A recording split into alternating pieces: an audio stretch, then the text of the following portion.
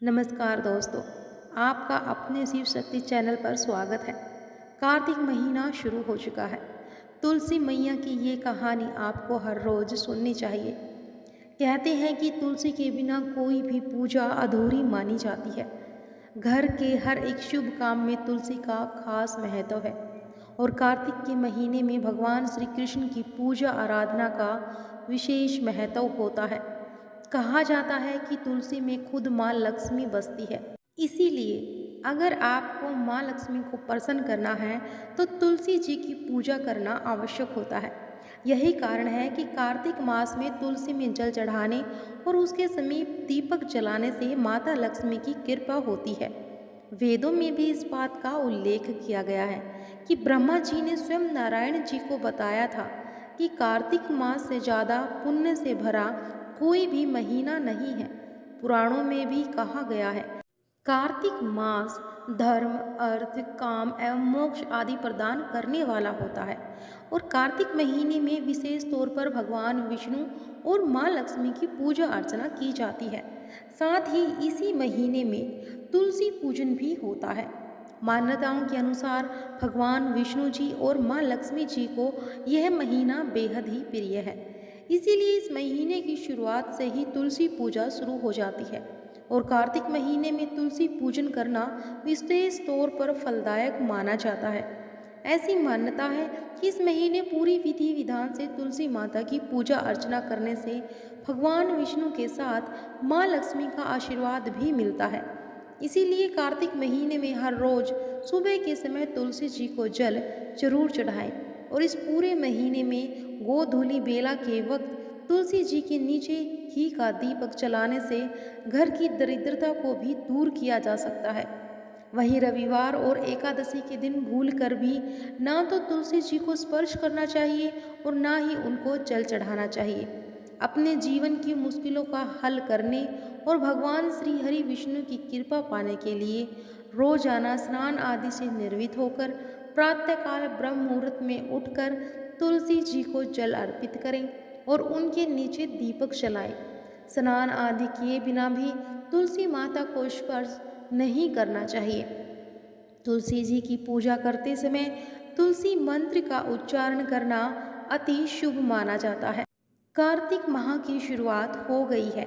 इस महीने तुलसी जी की पूजा विशेष रूप से की जाती है। ऐसी मान्यता है कि भगवान विष्णु को तुलसी जी बहुत प्रिय है। इसीलिए उन्होंने शालिग्राम स्वरूप में तुलसी जी से अपना विवाह कार्तिक माह की एकादशी के दिन किया था। तो अब सुनिए तुलसी माता की यह कहानी। बहुत समय पहले की बात है। किसी गांव में एक बूढ़ी माँ रहती थी। वह नियमित पूजा पाठ किया करती थी। एक समय कार्तिक महीने में गांव की सभी महिलाएं तुलसी माँ को सींचने जाया करती थी और वह बूढ़ी माँ भी तुलसी माँ को सींचने जाती थी। सब महिलाएं तो तुलसी सींच कर वापस लौट आती थी, लेकिन बूढ़ी माँ तुलसी माँ को सींच कर वहीं बैठ जाती और तुलसी माँ से कहती कि हे तुलसी माँ, सबकी दाता, मैं तेरा बिड़ला सींचूं, तू मेरा निस्तारा कर। हे तुलसी माता, अड़वा दे, लड़वा दे, पीतांबर की धोती दे, मीठे मीठे ग्रास दे, बैकुंठ का वास दे, चटक की चाल दे, पटक की मोद दे, चंदन का काट दे, झालर की छनकार दे, दही का राज दे, दाल भात का जीवन दे, एकादशी का दिन दे और श्री कृष्ण का कंधा दे। अब बूढ़ी माँ रोज यही बात कहती। अब इतनी बात सुनकर तुलसी माता सोच में पड़ जाती कि एक बार भगवान श्री कृष्ण ने तुलसी माता से पूछा कि क्या बात है, तुम क्या सोच रही हो, तुम इतनी दुखी क्यों हो। तब तुलसी माँ ने कहा कि क्या बताऊं, एक बूढ़ी माँ है जो मेरे पास रोज आकर बैठ जाती है और मुझसे कहती है कि हे माता, सबकी दाता, मैं तेरा बिड़ला सींचूं, तू मेरा निस्तारा कर।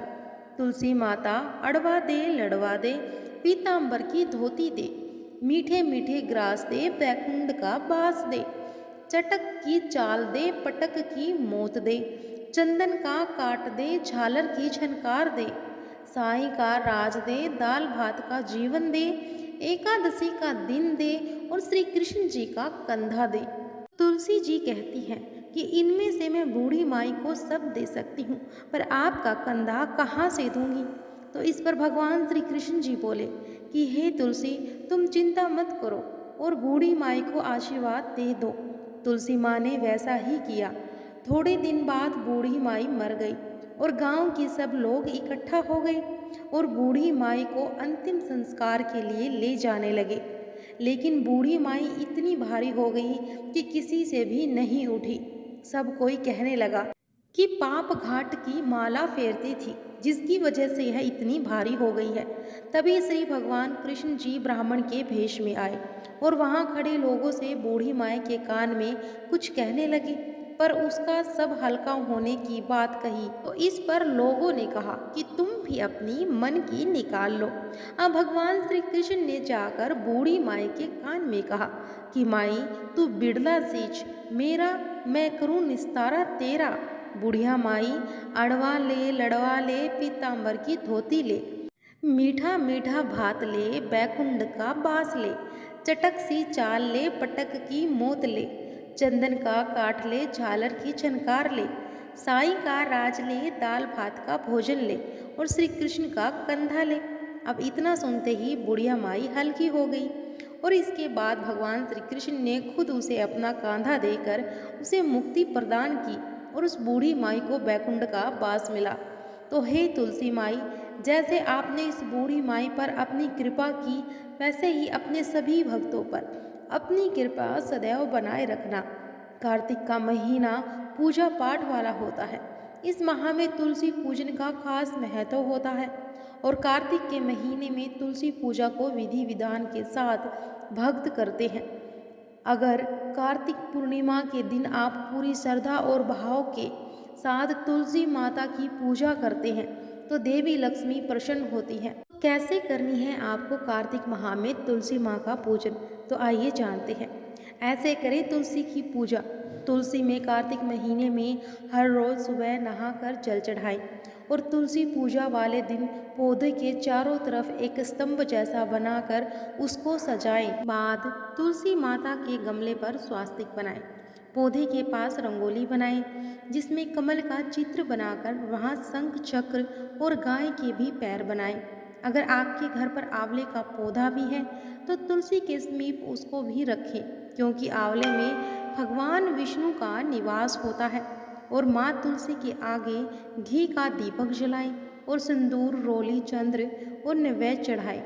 माँ तुलसी के आगे सुहाग की पिटारी चढ़ाएं, उनको वस्त्र आदि समर्पित करें। तुलसी के चारों ओर दीप दान करें।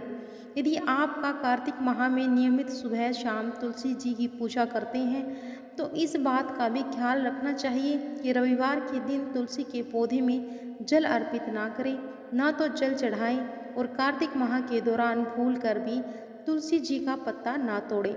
आप भोग लगाने के लिए तुलसी के पुराने या फिर नीचे गिरे हुए पत्तों का इस्तेमाल कर सकते हैं।